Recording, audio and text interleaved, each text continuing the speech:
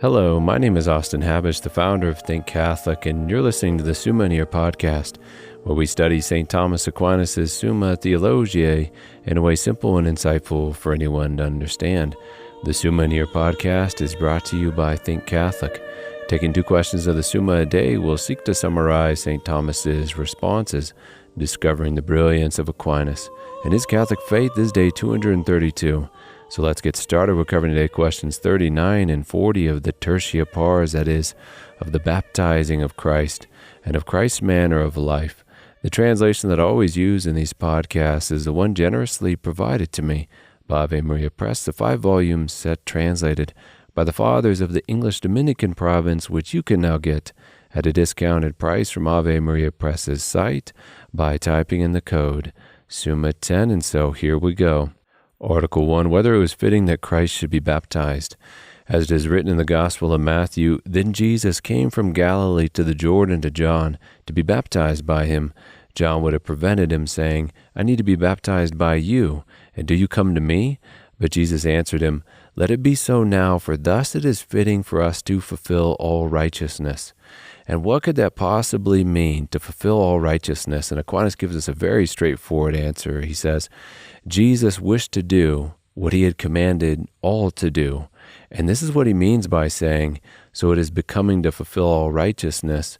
For as Ambrose says, this is justice, to do first thyself, that which thou wishest another to do, and so encourage others by the example.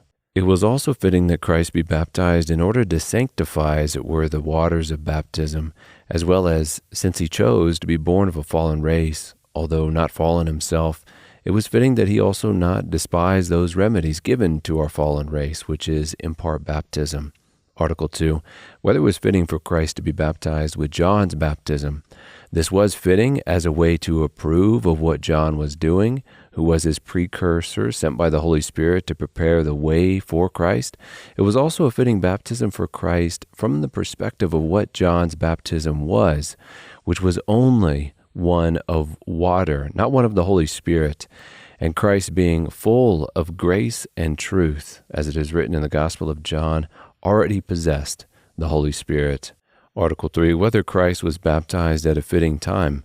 The Gospel of Luke says that Jesus was about 30 years old when he was baptized by John and began his public ministry, which St. Thomas tells us is the perfect age, and draws examples, illustrations of that from David and Joseph, who began to reign or govern at 30 years old, and this was the age of Ezekiel when he began to prophesy. Baptism also brings forth more perfect men than those who are unbaptized by sanctifying them who receive it. So in this way also, it is fitting that Christ was baptized at this perfect age. Lastly, since Christ came to save mankind from all sin, it was also fitting that he undertake that mission at the age in which a man is tempted and is able to commit all kinds of sins. Article 4, whether Christ should have been baptized in the Jordan. St. Thomas says here, it was through the river Jordan that the children of Israel entered into the land of promise. Now this is the prerogative of Christ's baptism over all other baptisms, that it is the entrance to the kingdom of God, which is signified by the land of promise. Wherefore it is said in John 3:5, unless a man be born again of water and the Holy Spirit, he cannot enter the kingdom of God. Therefore it was fitting that Christ should be baptized in the Jordan. Article 5, whether the heavens should have been opened unto Christ at his baptism. And this was helpful for us to see for a couple of reasons. First, to demonstrate that the efficacy of baptism comes on account of grace, a heavenly gift. Also to show that baptism opens the door to heaven, which sin had closed. And lastly, to demonstrate that the virtue of faith, which is imparted at baptism and comes with it the gifts like understanding, wisdom, and knowledge, pertains to a knowledge, an understanding of heavenly things.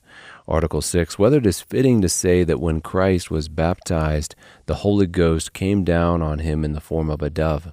It was fitting, as St. Thomas says. What took place with respect to Christ in his baptism is connected with the mystery accomplished in all who were to be baptized afterwards. Now all those who are baptized with the baptism of Christ receive the Holy Spirit. Therefore it was fitting that when our Lord was baptized, the Holy Spirit should descend upon him. And for why the dove was chosen, as opposed to any other creature, to represent the Holy Spirit is for a couple of reasons. First, because the dove is of a simple nature, without deceit or guile, like we as disciples are called to be. Secondly, because the dove's activities are a good symbol of the gifts given by the Holy Spirit, which I will refer the listener to the text if they want to go line by line with Aquinas on that. Thirdly, because the dove is gentle and the color symbolizes purity and sanctification, which is received at baptism. And lastly, because baptism is for the sake of building up the body of Christ, the church, of which doves are known to be gregarious and cordial creatures. Article 7, whether the dove in which the Holy Ghost appeared was real. Yes, because it pertains to honesty, in some respects to be as one appears to be, to represent oneself truthfully. And although there was absolutely no hypostatic union when it came to the third person of the Trinity and this dove, it was truly a real flesh and blood dove, which represented the Holy Spirit. And why it was a good representation of the Holy Spirit, we covered in the last article. Article 8, whether it was becoming when Christ was baptized that the Father's voice should be heard, bearing witness to the Son. Yes, in order to demonstrate that by which baptism is made holy, and that is the power and the name of the Blessed Trinity. As Jesus said, "Go therefore and make disciples of all nations, baptizing them in the name of the Father and the Son and the Holy Spirit." And therefore all three persons are represented at the baptism of Christ: Jesus, the Son of God, the Holy Spirit in the form of the dove, and the Father's voice, which spoke from heaven, "This is my beloved Son, with whom I am well pleased." And this voice not only bore witness to the onlookers to the true sonship of Christ, the divinity of Christ, but it also demonstrated what happens to us when we are baptized. At baptism, we become adopted sons of God. We become chosen, grafted sons in the mystical body of God's natural Son, who is Jesus Christ. We move then on to question 40 of Christ's manner of life. Article 1, whether Christ should have associated with men or led a solitary life. As it is written in the book of Baruch, which is, by the way, like the book of wisdom, two incredible books, a book stripped from the Protestant Bible. This is from chapter 3 of Baruch.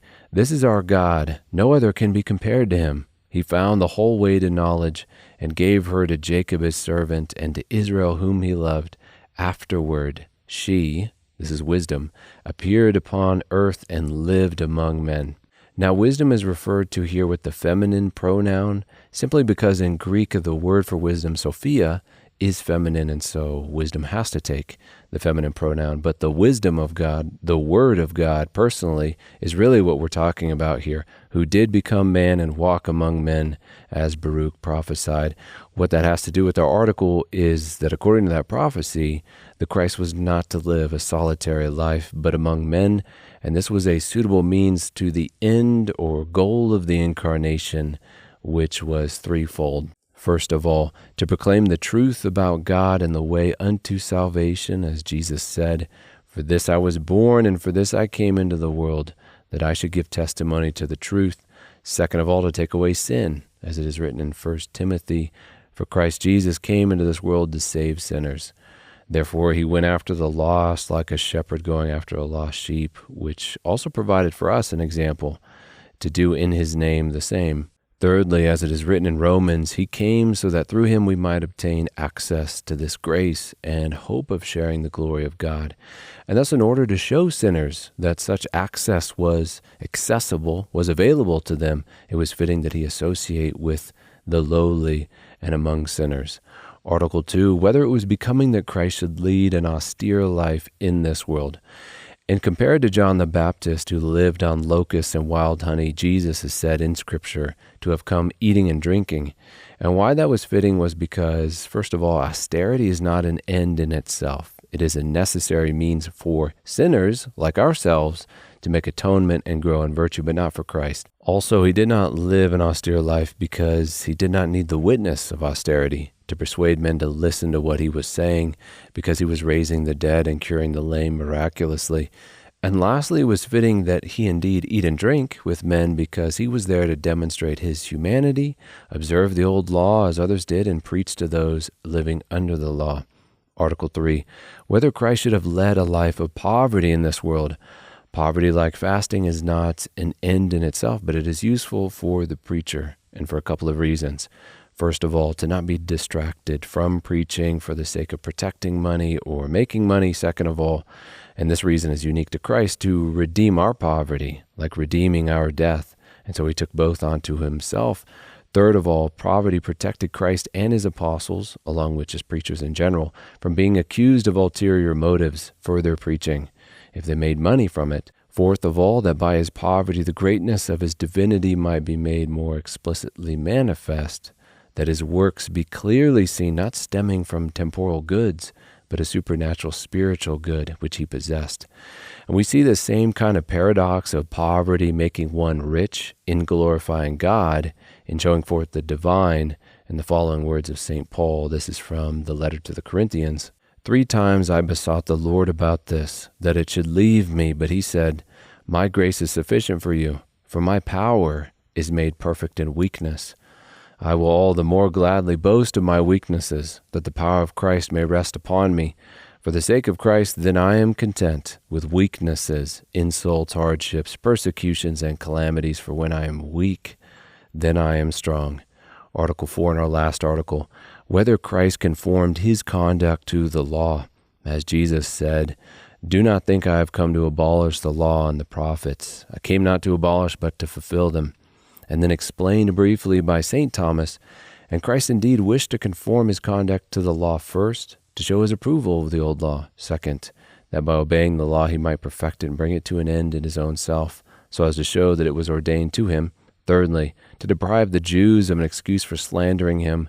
Fourthly and lastly, in order to deliver men from subjection to the law.